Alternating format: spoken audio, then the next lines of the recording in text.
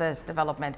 Jesse, good to have you join us at this time. A dream come true for Governor Zulum, who has long desired the closure of IDP camps in Borno State. But how are these residents reacting to their resettlement?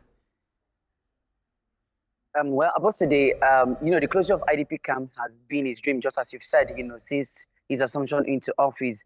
Because when he assumed office as the governor of Borno State, a lot of communities that were sacked have been liberated by the Nigerian military.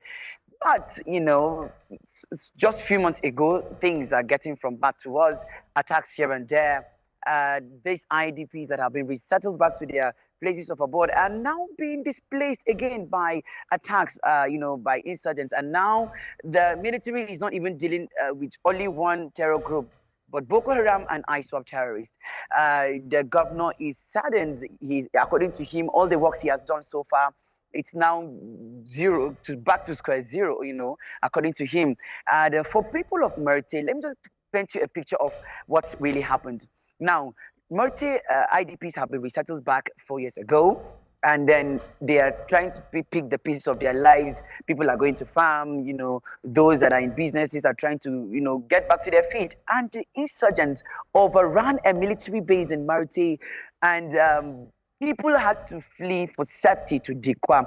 You could imagine a situation, Abosede, whereby a pregnant woman and a woman running for miles, for safety, in the evening and, through the night, not knowing what is happening with them.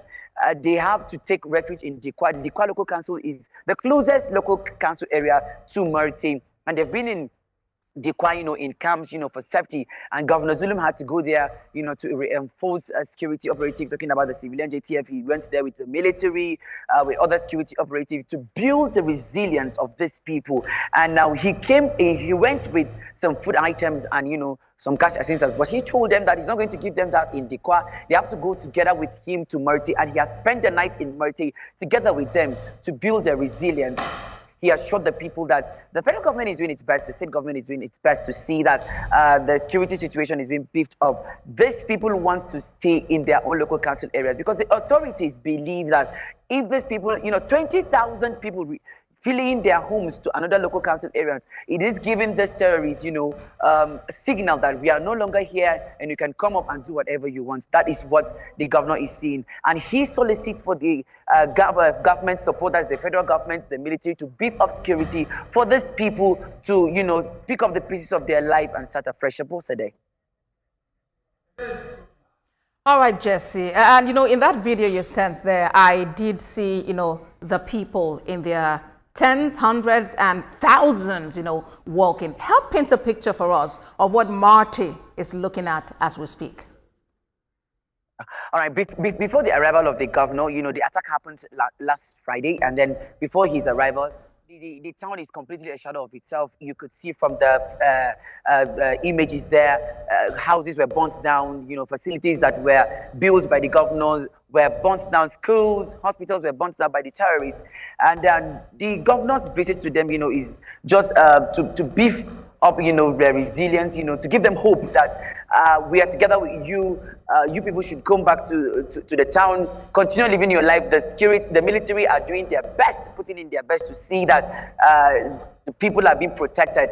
When we went there, we could see that Marte is just a shadow of itself. You can't even see, a livestock there when we were going back. It's completely empty. But the governor's visit yesterday has, bring about life there in Marte. But people are staying there. He spent the night in Marte, and the people are happy to see them there. And you could see even from the images, people are starting their businesses.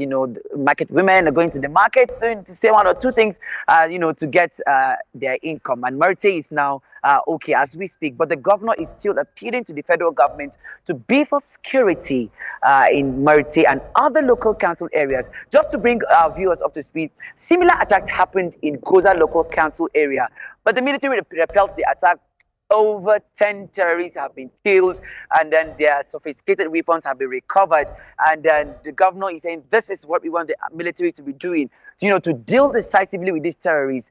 According to the CDS, when he visited Borno some days ago, according to him, strategies have been put in place, and we have started seeing these strategies because the military have started repelling such attacks. Abosede. All right, you've spoken about the governor, reinforcing the resilience of the people, and you've also spoken about the call by the governor for security to be beefed up. But talk to us about what you saw as a journalist on ground. Are there trucks? Are there NSCDC officials? Is it the soldiers who are on ground? What exactly did you see? Okay. Now, on arrival to Marte, just to bring you up to speed, we went together with security operatives, reinforcing those that are on ground. We could see the military trucks there. Some of the footages that it's now live. You could see some of the civilian JTF giving support to the military with some security military tanks. You could see them there, just to show the people that the military are there. And I've witnessed, the number of police, the soldiers, security and civil defense code, the number of the civilian JTF. The civilian JTF are willingly supporting this, the military, because they're part of the community. They're saying we would support the military to defend our own local council area, and we've seen that on ground in Marte and Bosede. All right, Jesse Tafida for us in Borno State. Thank you very much, Jesse, for that update.